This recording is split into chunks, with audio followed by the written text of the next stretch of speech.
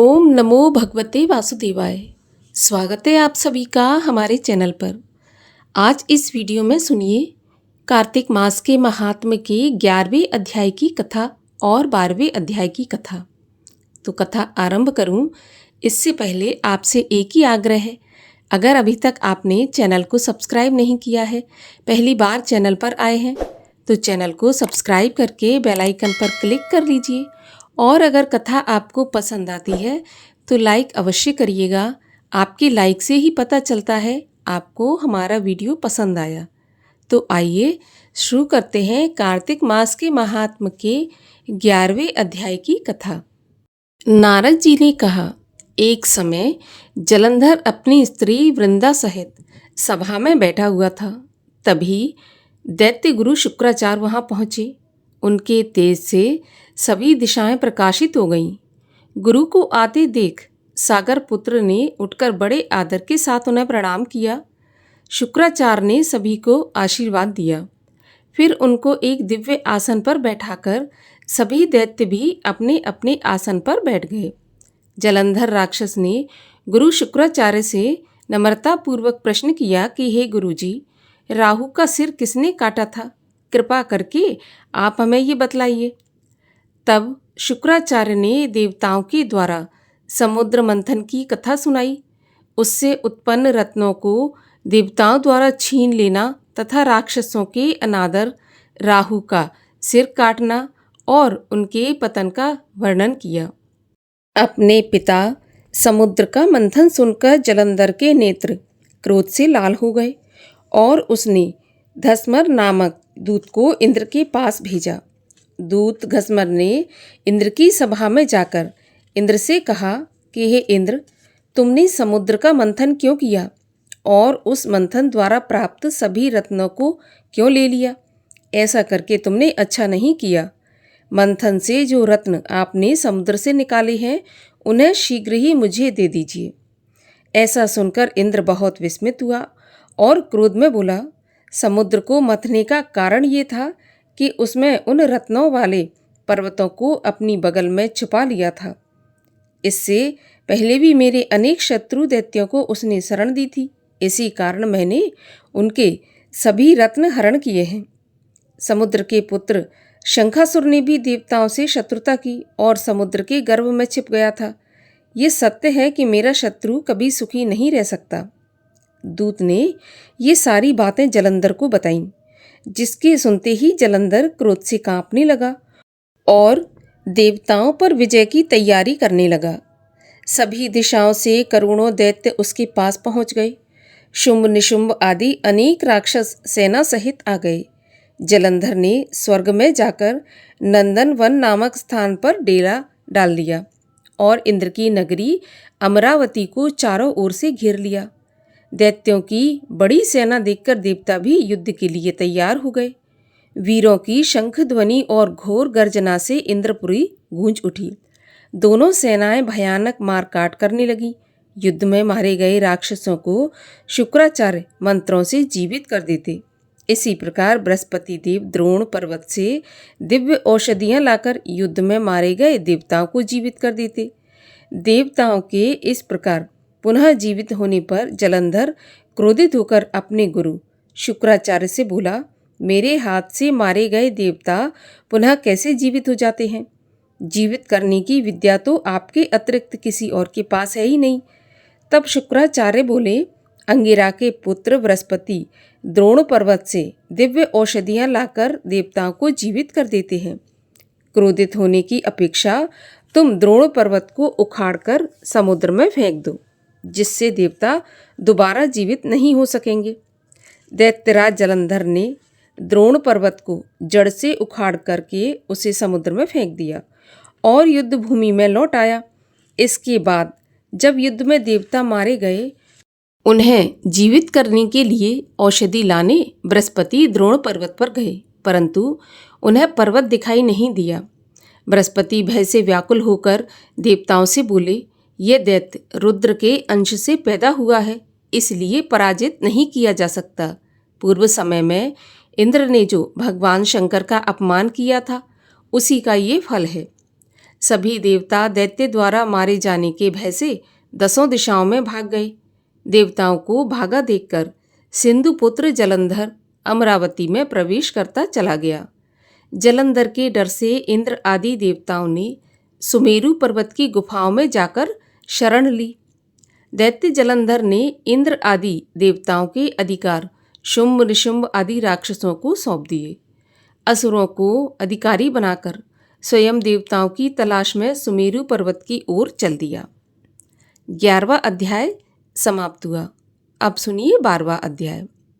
श्री नारद जी बोले, जलंधर राक्षस को अपनी खोज में आते देखकर इंद्र आदि देवता डर से कांपने लगे और भगवान विष्णु के पास जा पहुँचे। देवता अपनी रक्षा के लिए उनकी स्तुति करने लगे। देवताओं की दीन वाणी को सुनकर करुणा के सागर भगवान विष्णु ने देवताओं को निर्भय करते हुए कहा कि मैं शीघ्र ही उस जलंधर से युद्ध करने के लिए जाऊंगा। भगवान विष्णु क्रोधित होकर गरुड़ पर जा बैठे। तब देवताओं सहित उन्हें युद्ध के लिए प्रस्थान करते देखकर समुद्र तनया लक्ष्मी जी के नेत्रों में जल भर आया और वे विष्णु जी से बोली, हे नाथ, यदि मैं सर्वदा आपकी प्रिय हूँ तो आप मेरे भाई का युद्ध में वध क्यों करना चाहते हो? तब भगवान विष्णु ने कहा कि तुम मुझसे अगाध प्रेम करती हो, इसलिए मैं जलंधर का वध नहीं कर सकता। जलंधर भगवान शिव जी के अंश से जन्मा है और ब्रह्मा जी ने उसे वरदान दिया है कि केवल भगवान शिव ही उसे मार सकते हैं, परंतु मैं युद्ध में तो जाऊंगा ही, क्योंकि देवताओं ने मेरी बड़ी स्तुति की है।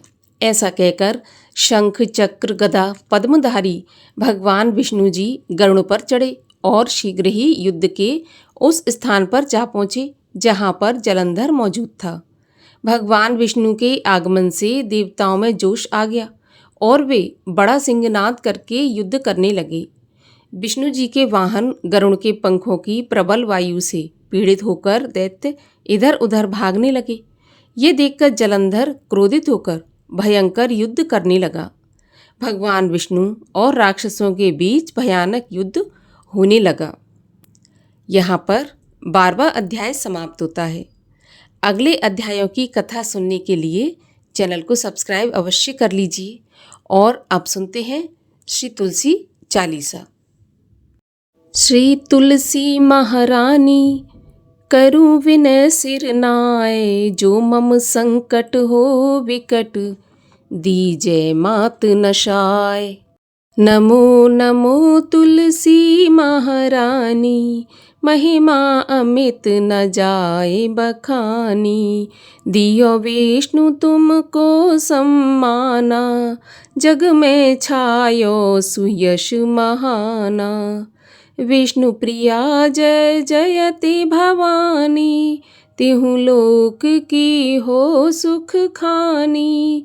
भगवत पूजा कर जो कोई, बिना तुम्हारे सफल न होई। जिन घर तब नहीं होए निवासा, उस पर करहि विष्णु नहीं वासा। करे सदा जो तब नित सुमिरन, तेहि के काज होए सब पूरन। कार्तिक मास महात्म तुम्हारा, ताको जानत सब संसारा। तब पूजन जो करे कुंवारी, पावे सुंदर वर सुकुमारी। कर जो पूजा नित प्रति नारी, सुख संपत से होए सुखारी। वृद्धा नारी करे जो पूजन, मिले भक्ति होवे पुलकित मन। श्रद्धा से पूजे जो कोई, भवनिधि से तर जावे सोई। कथा भागवत यज्ञ करावे, तुम बिन नहीं सफलता पावे। छायो तब पर ताप जग भारी, ध्यावत तुम ही सकल चित धारी। तुम ही मात यंत्रन तंत्रन में, सकल काज सिद्ध होवे क्षण में। औषधि रूप आप हो माता, सब जग में तब यश विख्याता। देव ऋषि मुनि और तपधारी, करत सदा तब जय जयकारी। वेद पुराणन तब यश गाया, महिमा अगम पार नहीं पाया। नमो नमो जय जय सुख कारणी, नमो नमो जय दुख निवारणी। नमो नमो सुख संपत्ति देनी, नमो नमो अघ काटन छेनी। नमो नमो भक्तन दुख हरनी, नमो नमो दुष्टन मद छेनी। नमो नमो भव पार उतारने, नमो नमो परलोक सुधारने। नमो नमो निज भक्त उबारने, नमो नमो जन काज सवारनी। नमो नमो जय कुमति नशावनी, नमो नमो सब सुख उपजावनी। जयति जयति जय तुलसी माई, ध्याऊं तुमको शीश नवाई। निज जन जान मोहि अपनाओ, बिगड़े कारज आप बनाओ। करु विनय मैं मात तुम्हारी, पूरन आशा करहूँ हमारी। शरण चरण करि जोर मनाऊं, निश दिन तेरे ही गुण गाऊं। करहूँ मात यह मोह पर दया, निर्मल होए सकल मम काया। मांगूं मात यही वर दीजय, सकल मनोरथ पूरन कीजय। जानू नहीं कुछ नेम अचारा, क्षमहु मात अपराध हमारा। 12 मास करे जो पूजा, तासम जग में और न दूजा। प्रथम ही गंगा जल मंगवावे, फिर सुंदर स्नान करावे। चंदन अक्षत पुष्प चढ़ावे, धूप दीप नैवेद्य लगावे। करे आचमन गंगा जल से, ध्यान करे हृदय निर्मल से। पाठ करे फिर चालीसा की, अस्तुत करें मात तुलसा की। एहि विधि पूजा करें हमेशा, ताके तन नहीं रहे कलेशा। करे मास कार्तिक का साधन, सोवे नित पवित्र सुध हो जाई। है यह कथा महा सुखदाई, पढ़ सुने सो भव तर जाई। यह श्री तुलसी चालीसा, पाठ करे जो कोई। गोविंद सो फल पावहीं, जो मन इच्छा होय। बोलिए तुलसी मैया की जय, भगवान श्री हरि विष्णु की जय, कार्तिक मास की जय। तुलसी माता की आरती। जय जय तुलसी माता मैया, सब जग की सुखदाता। सब योगों से ऊपर, सब लोगों के ऊपर, रुज से रक्षा करके भव त्राता। ओम जय तुलसी माता। बटुपुत्री हे श्यामा, सुरवल्ली हे ग्रामा। विष्णु प्रिय जो तुमको सेवे सो नर तर जाता। ओम जय तुलसी माता। हरि के शीश विराजत त्रिभुवन से हो वंदित। पतित जनों की तारिणी तुम हो विख्याता। ओम जय तुलसी माता। लेकर जन्म विजन में आई दिव्य भवन में। मानव लोक तुम्ही से, मानव लोक तुम्ही से सुख संपत्ति पाता। ओम जय तुलसी माता। हरि को तुम अति प्यारी, श्याम वरण कुमारी।